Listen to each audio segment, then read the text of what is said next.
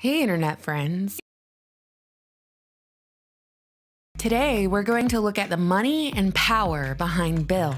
Might not be household names, but they manage the names you know in your household. So let's take a closer look. The history of the most popular coffee chain in the world began in 1971 in Seattle, Washington, which originally started off as a store that exclusively sold coffee beans. A decade later, Howard Schultz was hired as the marketing and sales director, and he quickly turned the coffee bean shop into a cafe, with his strategy being aggressive expansion as the years went on. But in the 1980s, Starbucks had gotten into financial trouble because the original founders had acquired a company called Peet's Coffee. The owner of Starbucks approached Schultz, relaying his intention to keep Peet's.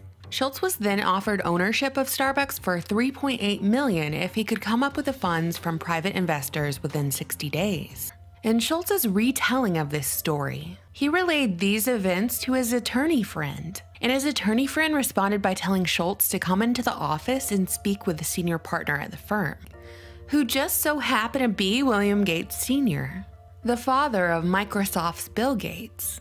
You know, Gates Sr., the attorney who sat on the board of Planned Parenthood before the days of Roe v. Wade. Gates Sr., who married Mary Maxwell, the banker's daughter and the granddaughter of the president of Seattle's Federal Reserve Bank.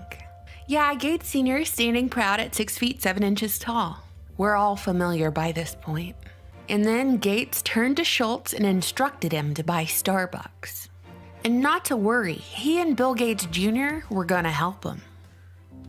What a beautiful story, right? It's got everything you could possibly want. Piping hot coffee, the rise of the underdog, and of course, a wise older gentleman looking out for the dreams of a young man. Yeah, sure, it's the same fella who championed the early extermination of many potential dreams through Planned Parenthood. But we won't dwell on that because Gates Sr. made this one American dream come to fruition. Such inspiration. Truly achievable to anyone willing to put in the hard work. And of course, willing to accept a sweetheart deal and work around the quiet shadow ownership of a company. If there's anything Starbucks has been successful at, it's cornering a demographic by selling the cafe experience with the Starbucks cup as a status symbol, with the actual Starbucks logo being what most people think is a twin-tailed mermaid that Starbucks refers to as a siren. But it's actually a hybrid creature, her upper half being a human female and lower half being two fishtails, or two serpent tails. The coffee in that cup comes at an objectively high price, and one might assume that high prices equate to high quality or at least real ingredients. But when you break down the composition of Starbucks drinks and baked offerings, what you're left with is GMOs, pesticides, high fructose corn syrup, and traces of growth hormones throughout, all of which are linked to chronic disease and fertility issues. Even the milk is GMO, from cows that are fed a diet of GMO corn. And that corn is sprayed with pesticides like Monsanto's Roundup. If you've ever sprayed Roundup in your yard, you know from experience that it kills everything it comes into contact with. So what does it mean to ingest it on the daily? So Starbucks' priority should be to get away from the GMO Monsanto ingredients, right? Well, let's follow the money and demonstrate why they can't. The breakdown of Starbucks ingredients might just be an accent point on the story, but it's actually a really big deal, since we can draw a distinct line between the Schultz-Gates Starbucks sweetheart deal and the company that controls a majority of the world's food supply.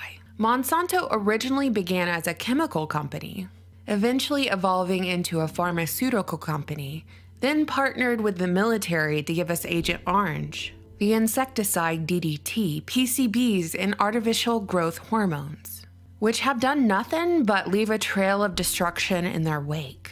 Monsanto has had to pay out millions upon millions of dollars to settle lawsuits because of the harmful effects of their chemicals. So they eventually shifted their focus to agriculture, and guess what? Now they control our food supply, and they were able to stay true to their roots by introducing chemicals and genetic modification to crops. If we follow the trail of money from the origin of Starbucks, the breakdown of Starbucks ingredients leading us to Monsanto, we arrive at 2009, when the Bill and Melinda Gates Foundation purchased 500,000 Monsanto shares.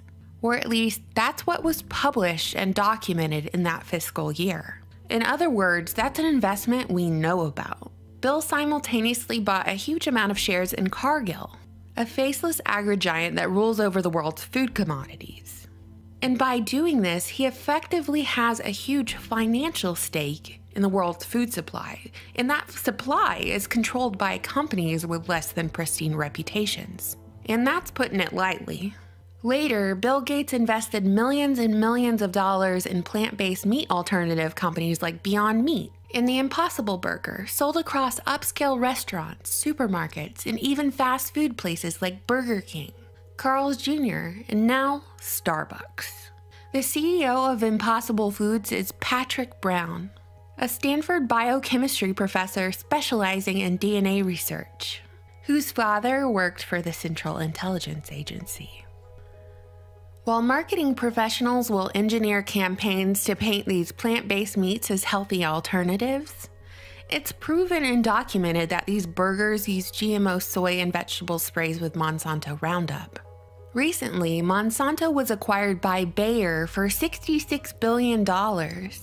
Bayer is a German pharmaceutical company that was part of the IG Farben conglomerate back in the Third Reich, and was convicted by the American military of taking advantage of the absence of legal and ethical constraints on medical experimentation to test its drugs on unwilling human subjects during World War II.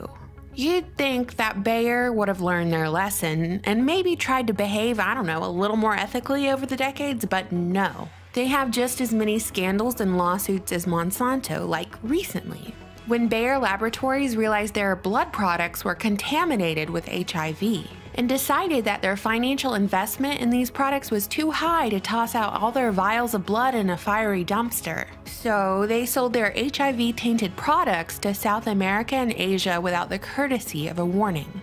Yes, this is the company that controls our pharmaceuticals and food supply. Aren't we all thrilled? No wonder Bill Gates is making it rain on these companies. They're literally the MVPs of his and his family's passion: population control.